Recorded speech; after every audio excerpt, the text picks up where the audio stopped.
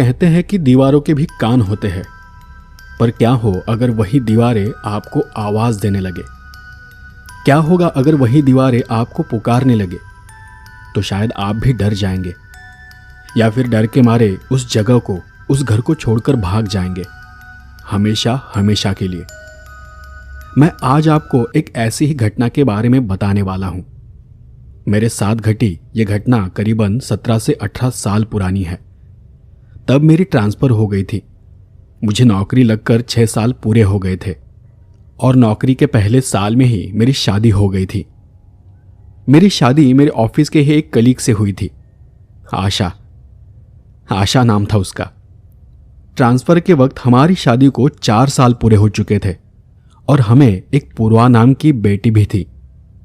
Transfer होने के बाद अगले 2-3 दिन में ही मैंने नई जगह पर जाकर हमारे रहने का बंदोबस्त कर लिया।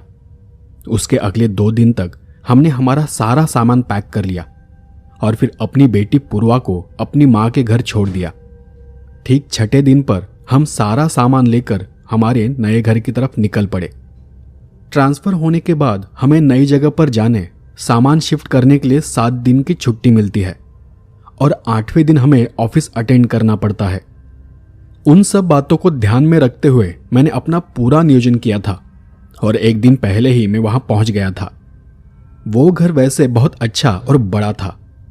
उसका निर्माण पुराने जमाने का था, पत्थरों से बना हुआ, इसलिए बाहर से वो किसी किले या किसी महल जैसा लगता था और अंदर से उतना ही ठंडा। इसी कारण मुझे वो घर काफी पसंद आया था।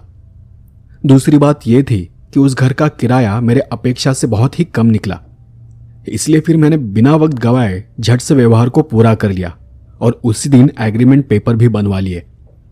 मेरे ऑफिस से वो घर करीबन 20 मिनट की दूरी पर था। उस दिन बुधवार का दिन था। हमें वहां पहुंचते पहुंचते शाम के 4 बज गए थे। मकान मालिक ने कहा था कि हमारे आने से पहले वो उस घर को साफ कर लेगा, लेकिन हम जब वहां पहुंचे तो देखा कि वहां पर कोई भी नहीं था, कुछ भी साफ सफाई नहीं थी। उल्टा घर के सामने किसी ने कोई हवन या कोई पूजा करवाई थी। बाकी खिड़की दरवाजे सब कुछ वैसा का वैसा था। मकान मालिक ने मुझे चाबी भी नहीं सौंपी थी। उसने मुझे यह बताया था कि वो यहां मेरे आने से पहले ही चाबी लेकर पहुंच जाएगा, लेकिन यहां पर तो कोई नहीं था। आसपास मकान तो थे, लेकिन एक दूसरे से कुछ दूरी पर बने हुए थे। वहां के हालात देख लग रहा था कि आसपास पूछताछ से भी कुछ हल नहीं निकलेगा। टेम्पो चालक और हम कुछ देर वहां मकान मालिक के आने का इंतजार करते बैठे रहे, लेकिन फिर भी वहां कोई नहीं आया। मकान मालिक का घर वहां से 1 घंटे की दूरी पर था। मैंने 3-4 बार उनके घर पर फोन भी किया, लेकिन किसी ने भी फोन नहीं उठाया। इसलिए वहां जाकर वापस आना मतलब मेरे लिए वक्त जाया करने जैसा था। आखिरकार और थोड़ी देर इंतजार कर हमने घर के ताले को तोड़ने का निर्णय लिया और फिर जैसा तय हुआ था हमने और आधा घंटा इंतजार किया। मकान मालिक की राह देखकर आखिरकार हमने उस ताले को तोड़ दिया। ताला तोड़ दरवाजा खोलते ही एक गंदी सड़न भरी बदबू का झोंका हमारे चेहरे पर आ गया। बहुत ही गंदी बदबू थी, जैसे अंदर कुछ सड़ रहा हो, कोई कुत्ता, बिल्ली या कोई जानवर। मैं और मेरी पत्नी हम अपनी नाक पकड़कर घर के अंदर चले गए। वैसे तो उसे भी वो घर काफी पसंद आया था, लेकिन वहां की शांति देखकर उसे थोड़ा अजीब लगा। अंदर जाने पर दुर्गंध और भी तेज हो गई। उसे सूंघकर आशा को उल्टी जैसा हुआ और वो दौड़ते हुए घर से बाहर चली गई। मैं भी उसके पीछे पीछे बाहर आ गया। उसने उल्टी करते हुए मुझसे कहा, बहुत ही तेज दुर्गंध है, कुछ सड़न जैसी। तब तक ड्राइवर गाड़ी में ही बैठे बैठे सो रहा था। मेरी पत्नी की आवाज सुनकर और उसकी हालत देख वो गाड़ी से नीचे उतर आया और नीचे उतरकर उसने चिंतित होकर पूछा, क्या हुआ इन्हें? मैंने आशा की पीठ पर थपथपाते हुए कहा, कुछ नहीं, बस कोई चूहा वगैरह अंदर मरा पड़ा है, उसी की दुर्गंध फैली है। ड्राइवर भी उस घर के दरवाजे के पास चला गया और उसने एक नजर अंदर झांककर देखने का प्रयास किया, पर कुछ ही पल में वो भी नाक पकड़कर हमारे पास आकर खड़ा हो गया। वहां आकर उसने एक गहरी सांस लेते हुए कहा, सच में बहुत तेज बदबू है। फिर मैंने अपनी जेब से रुमाल निकालते हुए उसे कहा, अंदर जाकर देखना पड़ेगा कि क्या मामला है। ड्राइवर ने भी मेरी हाँ में हाँ मिलाई और कहा, हाँ हाँ, मुझे भी वापस जाना है, देर हो रही है। मैंने अपने नाक पर रुमाल बांध लिया और फिर से दरवाजे की तरफ चला गया। ड्राइवर भी अपने चेहरे पर रुमाल बांधकर मेरे पीछे पीछे चला आया। अंदर की तेज दुर्गंध से वहां रुकना भी बहुत कठिन था। हमने पहले अंदर जाते ही हॉल में ढूंढ कर देखा, लेकिन वो दुर्गंध शायद अंदर से कहीं से आ रही थी, तो हम दोनों भी हॉल से थोड़ा आगे चले गए। वो दुर्गंध और तेज हो गई। हमने किचन में झांक कर देखा तो किचन पूरा खाली था। न कोई बर्तन था, न कोई सामान। वहां पर बस फर्श पर धूल जमी हुई थी। सबसे आखिर में हम बेडरूम की तरफ चले गए। अंदर देखा तो दोनों भी हैरान रह गए। अंदर एक कौवा मरा हुआ था। हम हैरान इसलिए नहीं थे कि वहां कौवा मरा हुआ था, हम इसलिए हैरान थे कि वो दीवार से चिपका हुआ था और उसका खून दीवार से बहते हुए नीचे फर्श तक आ गया था, जैसे किसी ने उसे उड़ते हुए ही उस दीवार पर भींच दिया हो। वो दिखने में इतना भयानक लग रहा था कि उसका वर्णन करना भी बहुत कठिन था। मैंने मेरी पत्नी आशा को कुछ देर बाहर ही रुकने को कहा। फिर बाहर से कुछ लकड़ी और एक थैली लाकर उस सड़े और गले हुए कौवे के शरीर को दीवार से हटाकर उस थैली में भर लिया। उसके बाद उस कमरे की सारी खिड़कियां खोल दी। कुछ देर बाद वहां की हवा साफ होती चली गई। घर के अंदर की वो सड़ी बदबू धीरे धीरे कम होती गई। मैं उस सड़े हुए कौवे को घर से काफी दूर फेंक कर वापस आ गया, लेकिन मैंने फिर भी मेरी पत्नी को नहीं बताया कि वहां क्या था। मैंने उसे बस इतना कहा कि अंदर एक चूहा था। उसके बाद अंदर जाकर मैंने खुद ही उस दीवार को साफ कर लिया। सब कुछ नॉर्मल होते होते अंधेरा होना शुरू हो गया था। हमें सिर्फ एक बात से राहत थी कि हमारे आने से पहले मकान मालिक ने उस घर में लाइट और पानी की व्यवस्था कर दी थी। सामान घर में रखते वक्त हमें आते जाते उस हवन की तकलीफ होने लगी, इसलिए फिर आशा ने उसे थोड़ा रास्ते से दूर कर दिया। कुछ देर बाद मेरी पत्नी ने मुझसे पूछा, ये यहां किसने किया होगा? मैंने कुछ सोच कर कहा, मकान मालिक ने मुझे पहले ही बताया था कि वो नया किराएदार रखने से पहले घर की शांति करवाता है। ये शायद उसी की पूजा होगी। मैंने उससे ये बताया, लेकिन मैं खुद इस बात को सोचकर चिंतित था कि मकान मालिक अब तक क्यों नहीं आया। पता नहीं क्या कारण था। वो कहीं अटक गया था या फिर वो हमें भूल गया था। 1.5 घंटे बाद हमने सारा सामान घर के अंदर रखवा दिया। ड्राइवर बहुत ही अच्छा आदमी था। उसने हमारी बहुत मदद की। अब तक गहरा अंधेरा हो चुका था। आशा ने गड़बड़ी में किसी तरह गैस चालू किया और ड्राइवर के लिए चाय और पोहा बनाया। उसे खाकर ड्राइवर वहां से वापस अपने घर के लिए निकल पड़ा। सब सामान उतर चुका था। उसे बस अपनी जगह पर लगाना और सजाना बाकी था। ड्राइवर के जाने के बाद मैंने और आशा ने उस पूरे घर में झाड़ू पोछा कर लिया। जितना जरूरत का सामान था, जो भी छोटा मोटा हल्का फुल्का सामान था, उसे हमने लगा लिया। इन सब में रात के 11 बज गए। हम दोनों भी बहुत ज्यादा थके थे।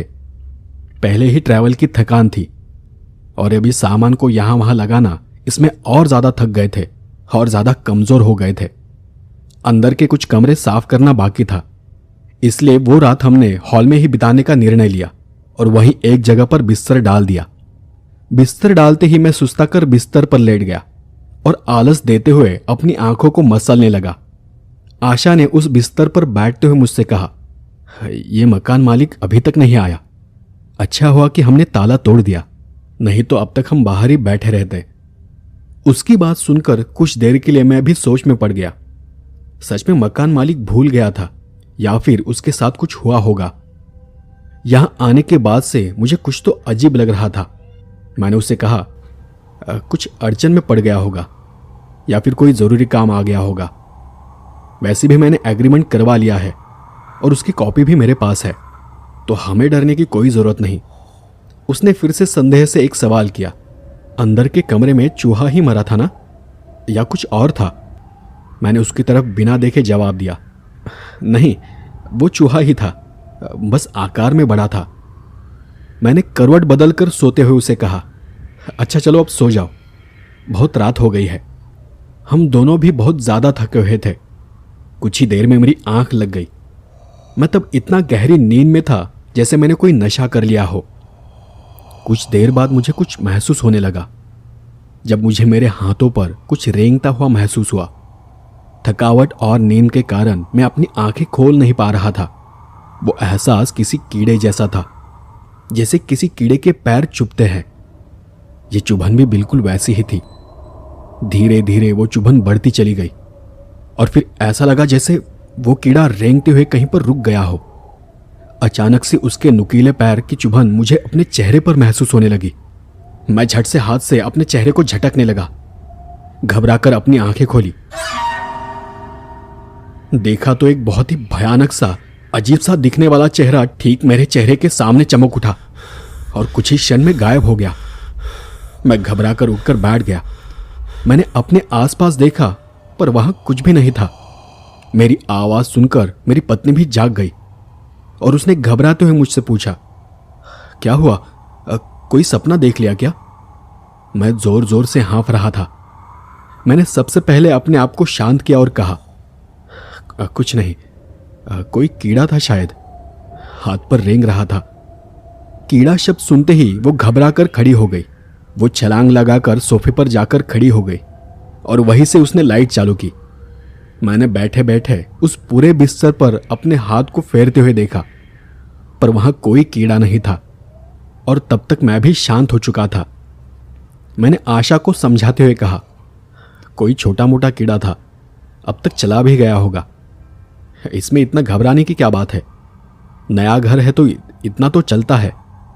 लेकिन उस वक्त मेरे दिमाग में कुछ और ही विचार घूम रहे थे। मकान मालिक ने कहा था कि वो मेरे आने से पहले यहां आ जाएगा, लेकिन उसका कहीं पर अता पता नहीं था। पता नहीं, पर मैंने अभी अभी जो देखा वो सच था या कोई भ्रम था। मैंने भले ही उस चेहरे को एक पल के लिए देखा था, पर वो रहस्यमय मुस्कान, वो बड़ी बड़ी सफेद आंखें और वो सड़ा हुआ चेहरा, वो सब कुछ बार बार मेरी नजरों के सामने आ रहा था।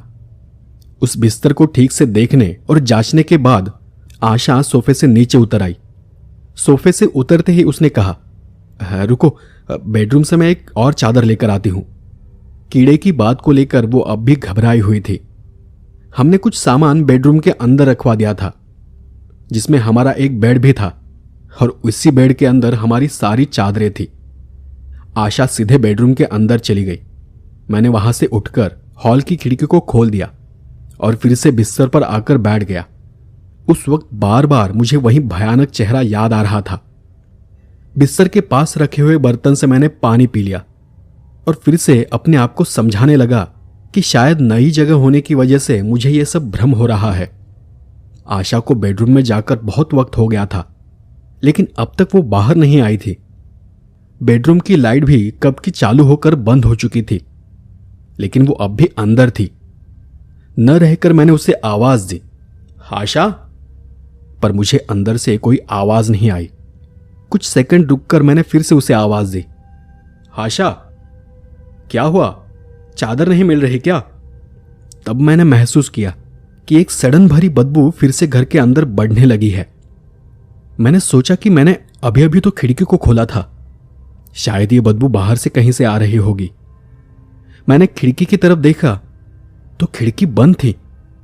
वो देख मैं हैरान रह गया, क्योंकि मुझे अच्छे से पता था कि अभी कुछ देर पहले मैंने उस खिड़की को खोला था।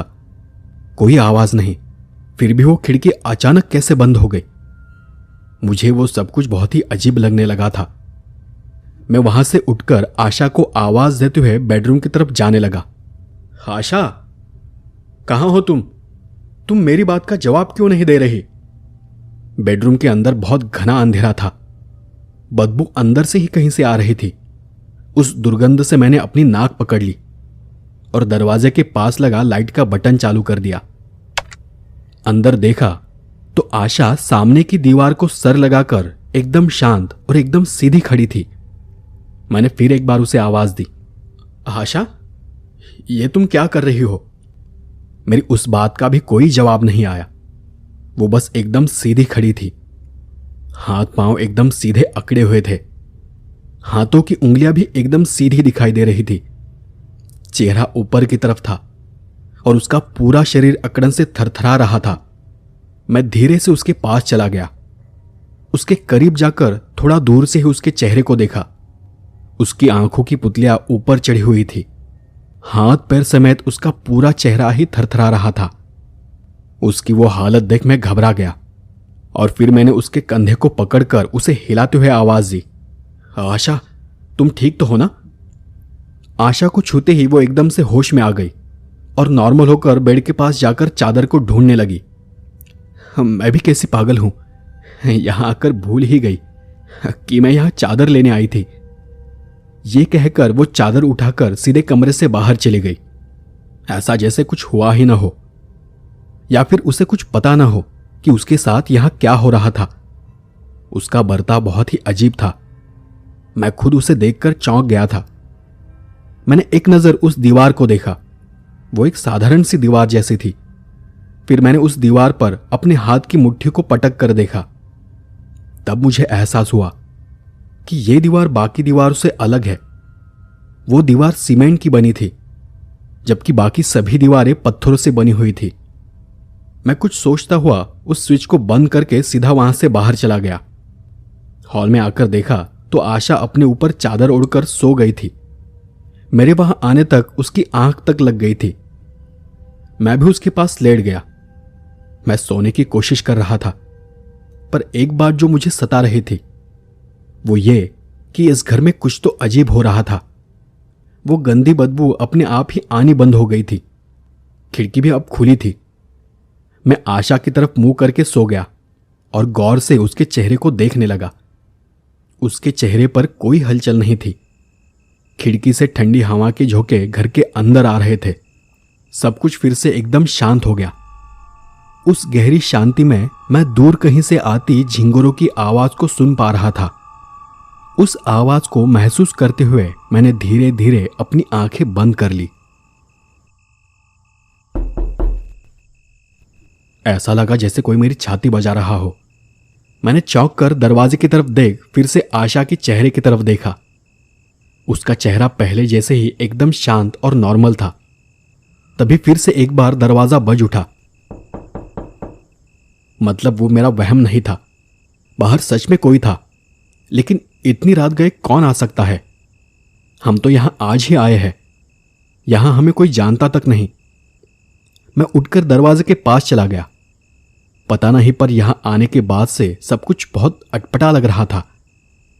मैंने दरवाजे के पास खड़े होकर अंदर से ही आवाज दी, कौन है?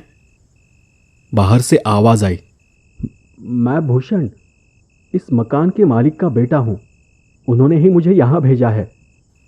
मुझे लगा कि शायद मकान मालिक जरूर किसी काम में फंस गया था और इसलिए आखिरकार उसने अपने बेटे को यहां भेज दिया है। बहुत रात होने की वजह से मैंने थोड़ा सा दरवाजा खोला और बाहर झांक कर देखा। मेरे सामने 5.5 फुट का सफेद कपड़े पहने हुए एक आदमी खड़ा था। थोड़ी तसल्ली करने के बाद मैंने उस दरवाजे को पूरा खोल दिया। बेचारा इतनी रात में हमारे लिए इतनी दूर तक आया था। दरवाजा खोलते ही बाहर से ठंडी हवा का झोंका घर के अंदर घुस गया। उस ठंड से एक पल के लिए मेरा पूरा शरीर सिहर उठा। उसी वक्त मैंने हॉल की लाइट को चालू किया और मकान मालिक के बेटे को नमस्कार करते हुए उसे अंदर आने को कहा। आइए ना, अंदर आइए। माफ़ कीजिए, पर मकान मालिक हमें चाबी देना भूल गए थे। वो नहीं आए इसलिए हमें ताला तोड़ना पड़ा। लेकिन उस वक्त उस आदमी का चेहरा घबराया हुआ लग रहा था। उसने घबराते हुए कहा, मैं आपको कुछ बताने आया हूं। वो आदमी बाहर ही खड़ा था, अंदर नहीं आ रहा था। मैंने फिर एक बार उन्हें अंदर आने की विनती की और कहा, आप पहले अंदर तो आइए, आराम से बात करते हैं। तब उसने अपनी गर्दन ना में हिलाते हुए कहा, मैं अंदर नहीं आऊंगा, बल्कि तुम लोगों को इस घर से बाहर जाना होगा, वो भी इसी वक्त। मैं यही कहने यहां आया था। उसके शब्द सुनकर मुझे बहुत गुस्सा आ गया। मैं आश्चर्यचकित था कि कोई इंसान इतना बेवकूफ़ कैसे हो सकता है। मैंने गुस्से में ही उसे जवाब दिया, यह क्या पागलपन है? एक तो वो हमें चाबी देने यहां नहीं आए और ऊपर से आप इतनी रात को हमें घर से बाहर निकालने आए हैं। उसने फिर दूर से ही लेकिन उतनी ही शांति से मुझे शांत रहने का इशारा किया। देखो, आप मेरी बात को समझ नहीं रहे। मेरी बात को ध्यान से सुनो। मेरे पिताजी मतलब इस घर के मालिक, उन्होंने कुछ ही घंटे पहले अपनी आखिरी सांसें ली है। पिछले 6 साल से वो कोमा में थे और मरने से पहले कुछ ही क्षण के लिए वो होश में आए थे। होश में आने के बाद जो उन्होंने मुझे कहा, मैं बस वो बताने आया हूँ। उन्होंने मुझे कहा था कि आप यहाँ आने वाले हैं और कहा कि अभी के अभी जाकर मैं आपको घर के अंदर जाने से रोक दूँ। इसलिए उन्होंने मुझे इतनी रात को यहाँ भेजा है, तुम्हें सावधान करने के लिए। मरने से पहले उन्होंने मुझे कहा था कि मैं अभी के अभी जाकर ये देखूं कि यहाँ कोई आया है या नहीं। अगर कोई घर के अंदर है तो उसे घर से बाहर निकाल दूं, और अगर कोई नहीं है तो यहाँ रुककर कोई सूचना या कोई बोर्ड लगा दूं। मैंने उसकी बात को ज़्यादा गंभीरता से नहीं लिया। क्या तुम्हें मैं पागल दिखता हूँ? 4 दिन पहले ही मैंने इस घर का एग्रीमेंट करा लिया है और इस वक्त मैं यहाँ से नहीं जाऊँगा। उस आदमी ने यहाँ वहाँ देख कर कहा, आपने जिस आदमी से व्यवहार किया था वो मकान मालिक नहीं था, वो तो पिताजी का एक पहचान वाला दलाल था, जिसे उन्होंने 6 साल पहले इस घर को बेचने के लिए कहा था। पर तब से ये घर खाली पड़ा है। एक दिन काम करते करते अचानक से मेरे पिताजी कोमा में चले गए। कुछ दिन पहले वो दलाल भी इस घर की पूजा करने यहाँ आया था, लेकिन उसके साथ कुछ तो अजीब बात हो गई और वो पूजा को अधूरा छोड़कर ही यहाँ से भाग गया। और घर जाने के बाद उसी रात उस दलाल की मृत्यु हो गई।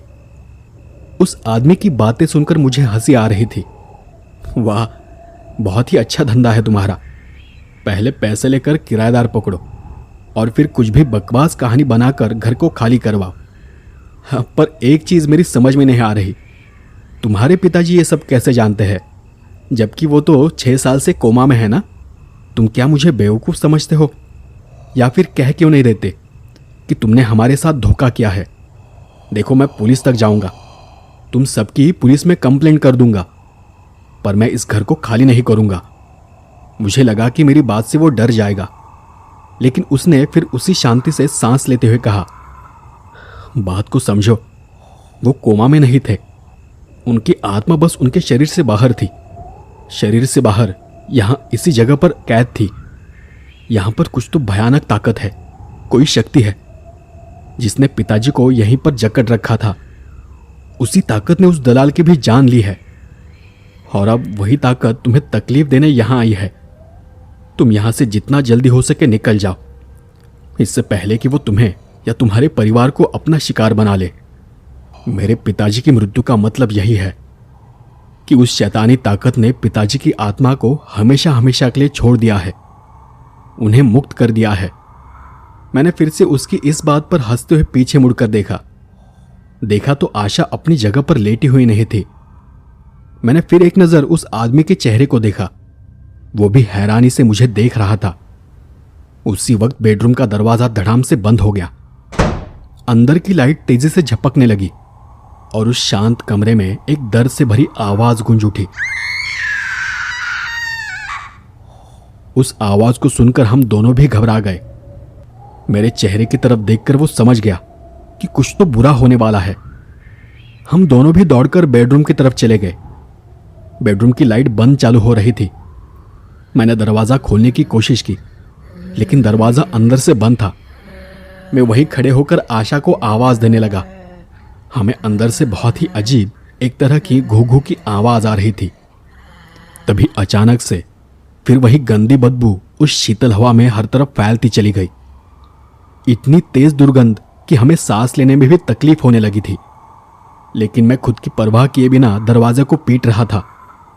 मेरे साथ जो आदमी था वो भी पीछे से एक कुर्सी लेकर आ गया और उसने उस कुर्सी को जोर जोर से दरवाजे पर पटकना शुरू किया। हम दोनों पूरी ताकत से उस दरवाजे को तोड़ने की कोशिश करने लगे। मुझे लगा कि हमारी आवाज सुनकर कोई ना कोई जरूर हमारी मदद के लिए वहां आ जाएगा, पर काफी देर बाद भी वहां कोई नहीं आया। बहुत देर तक प्रयास करने के बाद आखिरकार उस दरवाजे की कुंडी टूट गई। कुंडी टूटकर दरवाजा खुल गया। हमने अंदर देखा तो मेरी पत्नी आशा सामने की दीवार पर चिपकी हुई थी। उसके हाथ पांव किसी मशीन की तरह थरथरा रहे थे। आंखों की पुतलियां ऊपर चढ़ी हुई थी और उसके मुंह से घू घू की आवाज आ रही थी। ये मेरी जगह है, यहाँ सब कुछ मेरा है। तुमने यहाँ आकर बहुत बड़ी गलती कर दी है।